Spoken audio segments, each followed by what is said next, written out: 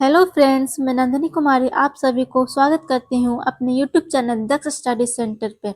मैं इसी चैनल पे प्रतिदिन शाम 7 बजे जनरल साइंस क्लास लूँगी, जो कि आपके एग्ज़ाम के लिए बहुत इंपॉर्टेंट होगी। जितने भी कम्पिटिटिव एग्ज़ाम है, PPSC, state, NTPC, SSC, group railway, group D, banking, all for government exam, सभी के लिए बहुत इंपॉर्टेंट होगी।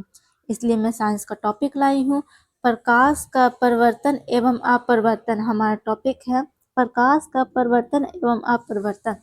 बिना समय गवाए हुए आज का हमारा पहला क्वेश्चन यह है कि प्रकाश की किरण गमन करती है। प्रकाश की किरण गमन करती है। ए में सीधी रेखा, बी में टेढ़ी रेखा, सी में किसी भी दिशा में, डी इनमें से कोई नहीं। तो हमारा इसका आंसर हो जाएगा ए नंबर, मतलब कि सीधी रेखा में हमारा इसका आंसर सही है।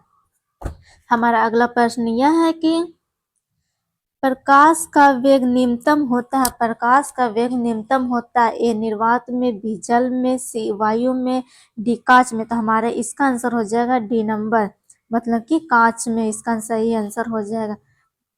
हमारा अगला प्रश्न यह है कि मोटर गाड़ी के चालक के सामने कौन सा दर्पण लगा हुआ रहता है। यदि आप इस क्वेश्चन का आंसर पता है तो कमेंट बॉक्स में आप जरूर दें। मोटर गाड़ी के चालक के सामने कौन सा दर्पण लगा हुआ रहता है। ए में समतल दर्पण, बी में उत्तल दर्पण, सी में अवतल दर्पण, डी में उत्तल लेंस। तो हमारा इसका आंसर हो जाएगा बी नंबर, उत्तल दर्पण। हमारा अगला प्रश्न यह है कि मोटर कार के हेडलाइट में किसका प्रयोग होता है। मोटर कार के हेडलाइट में किसका प्रयोग होता है। ए में समतल दर्पण, बी में उत्तल लेंस, सी में अवतल दर्पण, डी में उत्तल लेंस। तो हमारा इसका आंसर हो जाएगा सी नंबर, अवतल दर्पण। हमारा अगला प्रश्न यह है कि समतल दर्पण द्वारा बना प्रतिबिंब होता है। समतल दर्पण द्वारा बना प्रतिबिंब होता है।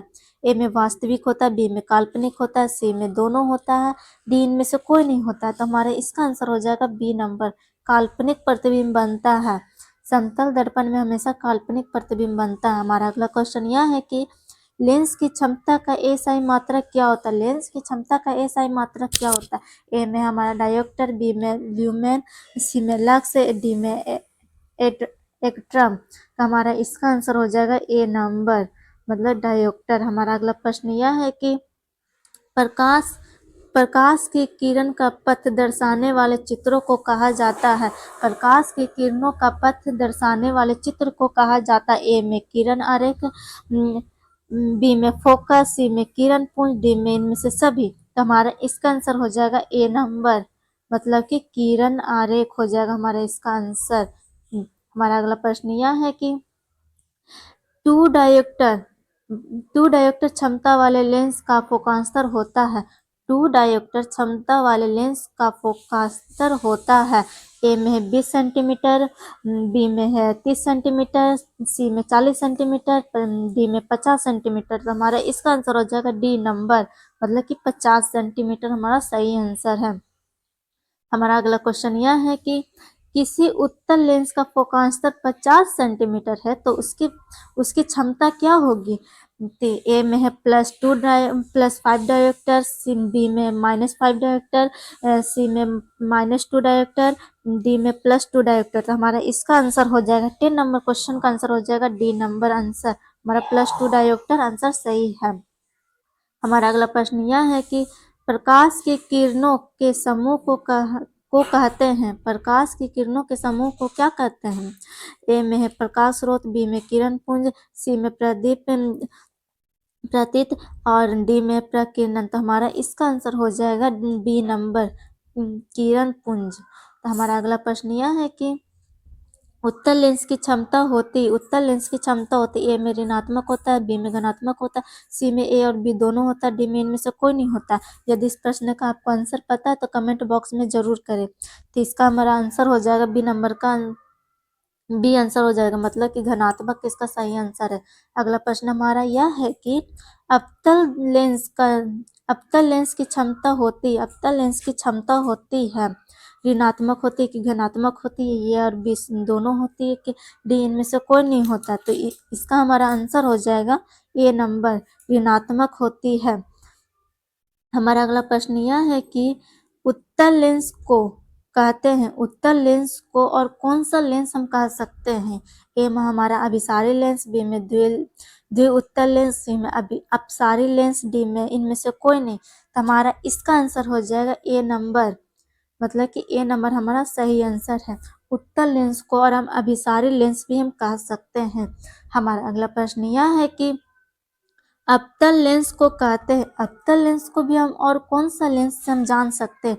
अभी ए में अभिसारी लेंस, बी में द्विअवतल लेंस, सी में अपसारी लेंस, डी में इनमें से कोई नहीं। तो हमारा इसका आंसर हो जाएगा सी नंबर, अवतल लेंस को अपसारी लेंस भी कह सकते हैं हम।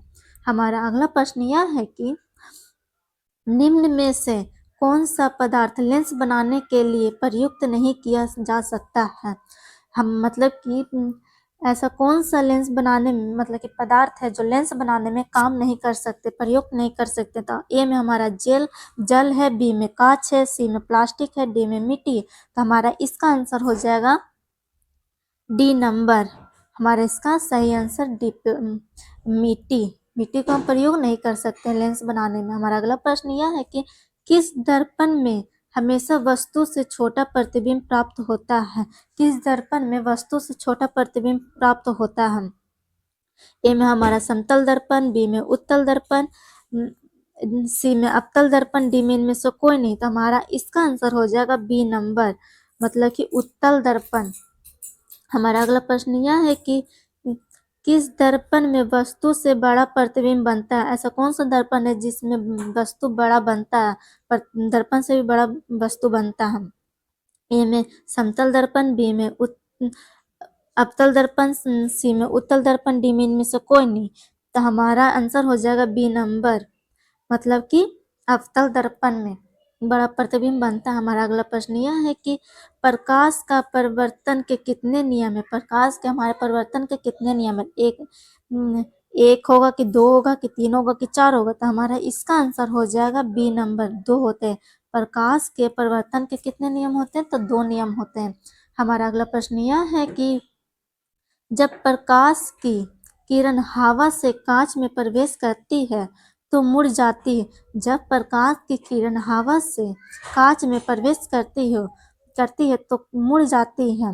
मतलब ए में अभिलंब से दूर, बी में अभिलंब के निकट, सी में अभिलंब के समांतर, डी में इनमें से कोई नहीं। तो हमारा इसका आंसर हो जाएगा बी नंबर, अभिलंब के निकट। इसका बी नंबर आंसर हमारा सही है, बी नंबर इसका होगा, अभिलंब के निकट। हमारा अगला प्रश्न यह है कि फोटोग्राफी कैमरे का अभिदृष्ट होता है, फोटोग्राफी कैमरे का अभिदृश्यक होता है। ए में उत्तल लेंस, बी में अवतल लेंस, सी में अवतल दर्पण और डी में उत्तल दर्पण। सॉरी, ऑप्शन गलत बोला गया हमसे। सी में उत्तल दर्पण, डी में अवतल दर्पण। तो हमारा इसका आंसर हो जाएगा ए नंबर, मतलब कहने का मतलब कि उत्तल लेंस इसका हमारा सही आंसर है। हमारा अगला प्रश्न यह है कि साइड मिरर के रूप में प्रयुक्त होता है, साइड मिरर के रूप में कौन सा दर्पण प्रयोग होता है? तो हमारा ए में है अवतल दर्पण, बी में उत्तल दर्पण, सी में उत्तल लेंस, डी में प्रिज्म है। तो हमारा इसका आंसर हो जाएगा 22 नंबर क्वेश्चन का आंसर हो जाएगा, मतलब कि बी नंबर, उत्तल दर्पण साइड मिरर के रूप में प्रयोग होता है। हमारा अगला प्रश्न यह है कि एक अवतल दर्पण की फोकस दूरी 10 सेंटीमीटर है तो उसकी वक्रता त्रिज्या क्या होगी? यदि आप इस क्वेश्चन का आंसर पता है तो कमेंट बॉक्स में फटाफट आंसर जरूर दें। ए में 10 सेंटीमीटर, बी में 20 सेंटीमीटर, सी में 5 सेंटीमीटर, डी में 40 सेंटीमीटर। तो हमारा इसका आंसर हो जाएगा बी नंबर, 20 सेंटीमीटर इसका आंसर हो जाएगा। हमारा अगला प्रश्न यह है कि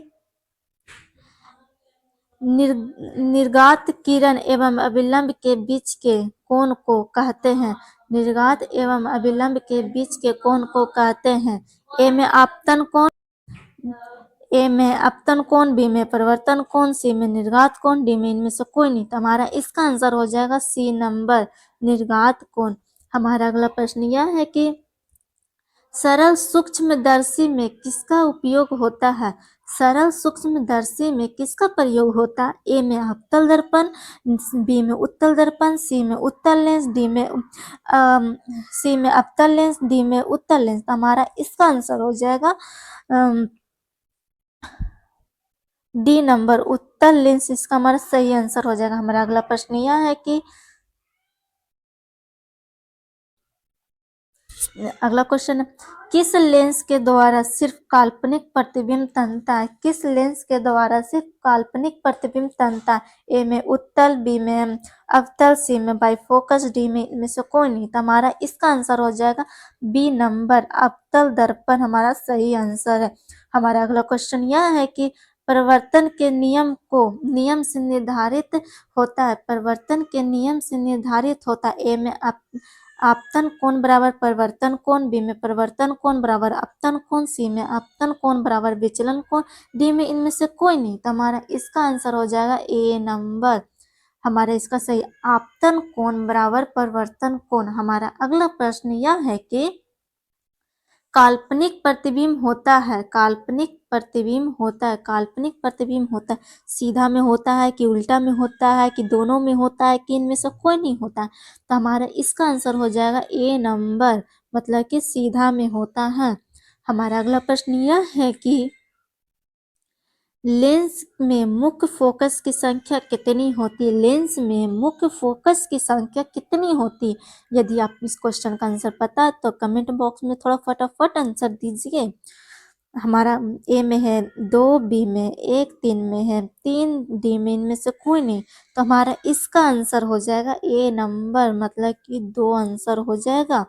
हमारा अगला प्रश्न यह है कि सर्च लाइट का प्रवर्तक सतह होता है। सर्च लाइट का प्रवर्तक सतह होता है। ए में उत्तल, बी में अपतल, सी में समतल, डी में इनमें से कोई नहीं। तो हमारा इसका आंसर हो जाएगा बी नंबर, मतलब कि अवतल दर्पण। अगला क्वेश्चन है, दाढ़ी बनाने में कौन सा दर्पण प्रयुक्त होता है? दाढ़ी बनाने में कौन सा दर्पण आप लोग यूज करते हैं? ए में समतल दर्पण, बी में उत्तल दर्पण, सी में अवतल दर्पण, डी में इनमें से कोई नहीं। आप लोग कौन सा दर्पण यूज करते हैं दाढ़ी ये सब बनाने में? मतलब कि सी नंबर, मतलब कि अवतल दर्पण। यदि आप इस चैनल पहली बार विजिट कर रहे हैं तो चैनल को बस सब्सक्राइब करें और बेल आइकन ऑल कर दे, लाइक करें, शेयर करें अपने ग्रुप में और कमेंट अवश्य करें। और दिए गए नंबर पे माना सर से कांटेक्ट करके पीडीएफ पर प्रोवाइड कर ले। एक बार जय हिंद, जय भारत।